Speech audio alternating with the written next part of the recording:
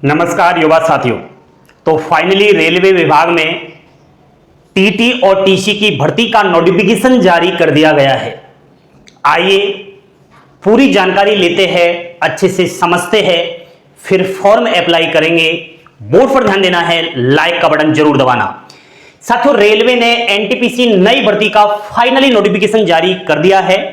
NTPC 12th level और graduate level, यानी जिन्होंने 12वीं पास कर रखा है वो है भी रेलवे में भर्ती फॉर्म अप्लाई कर सकता है, ग्रेजुएशन पास भी अप्लाई कर सकता है। सबसे पहले मैं बता रहा हूं, जिसने 12वीं पास किया है या 12वीं से फॉर्म अप्लाई करना चाहता है रेलवे एनटीपीसी का, तो 12वीं लेवल कौन कौन सी पोस्ट है। ट्रेन क्लर्क के अंदर 77 पोस्ट है। अब आप कहोगे सर ट्रेन का जो क्लर्क है इसका काम क्या होता है, तो आपने मालगाड़ी देखी होगी।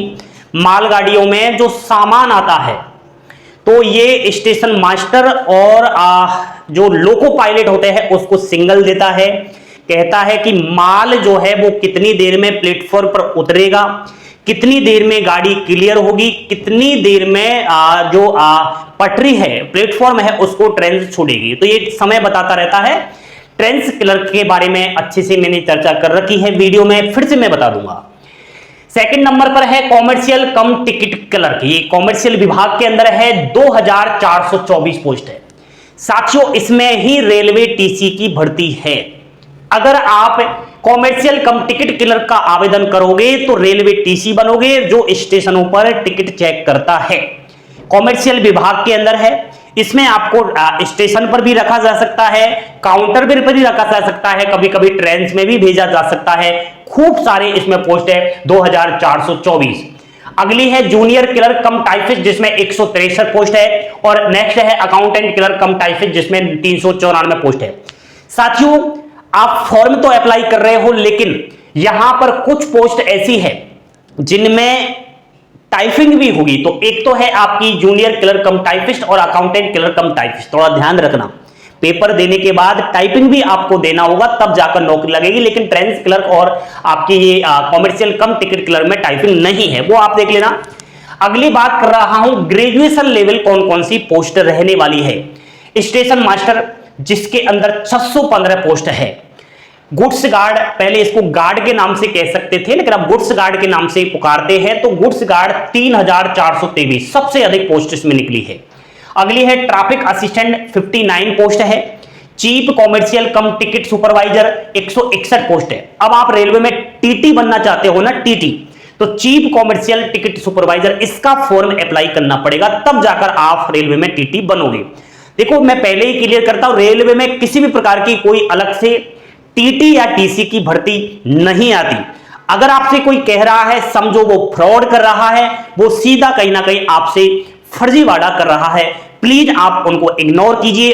रेलवे में अगर बनना है आपको टीटी या फिर टीसी, तो रेलवे एनटीपीसी का आवेदन कीजिए, तब जाकर आप बनोगे। कौन सी पोस्ट आपको बननी है वो मैं यहां पर बता रहा हूं।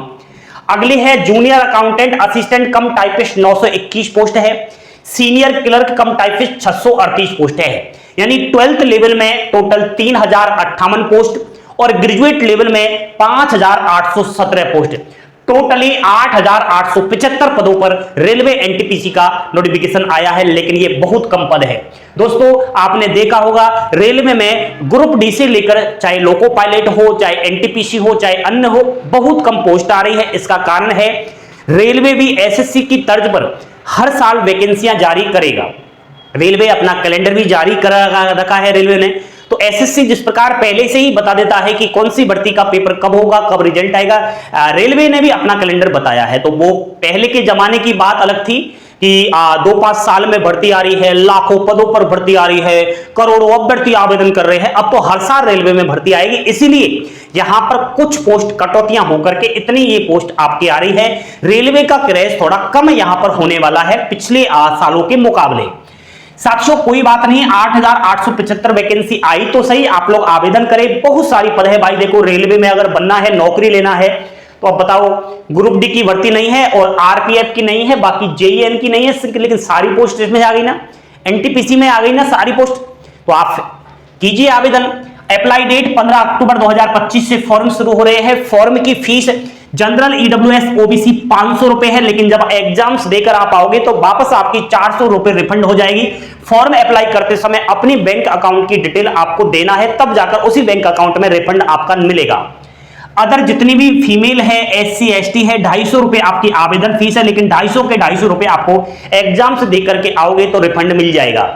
साथियों, एज 1 जनवरी 2026 से काउंट हो रही है। 12th पास अभ्यर्थी आवेदन करोगे तो 18 से 30 वर्ष जनरल ईडब्ल्यूएस की आयु चाहिए, लेकिन यहां पर ओबीसी 33 ईयर्स तक अप्लाई कर सकता है, एससी एसटी 35 वर्ष तक अप्लाई कर सकता है, चाहे वो जनरल की ईडब्ल्यूएस की फीमेल हो वह 35 ईयर्स तक अप्लाई कर सकती है।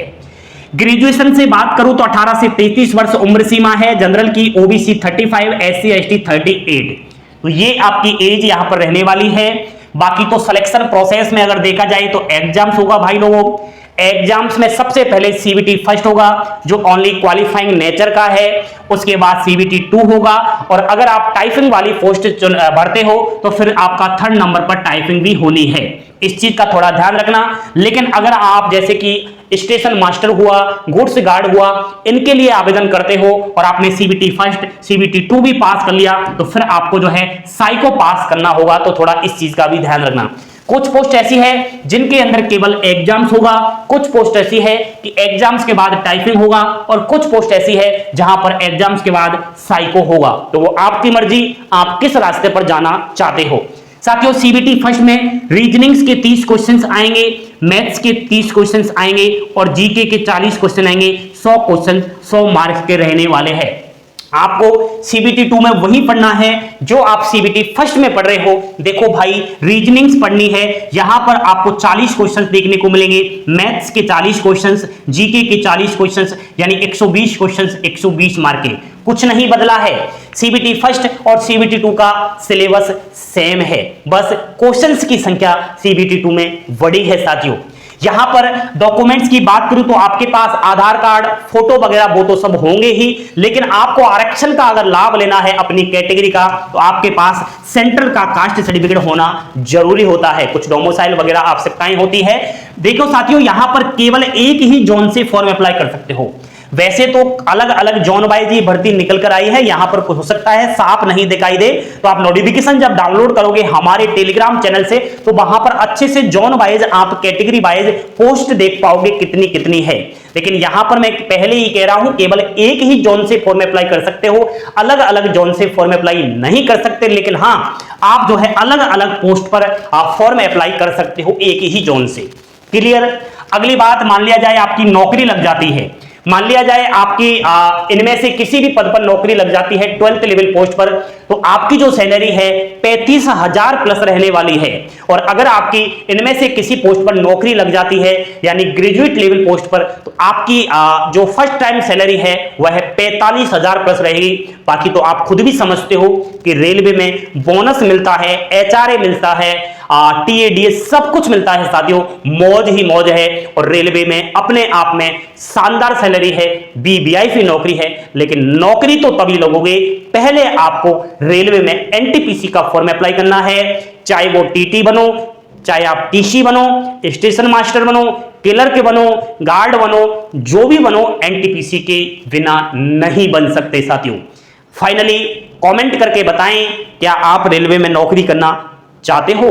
क्या आप किस पद के लिए आवेदन करना चाहते हो? मुझे जरूर बताएं, आपके कमेंट का इंतजार करूंगा। और आप नोटिफिकेशन पढ़े, अच्छे से फॉर्म अप्लाई करें। जानकारी पसंद आपको अवश्य आई होगी। Like share subscribe. Thank you, धन्यवाद। जय हिंद, जय भारत।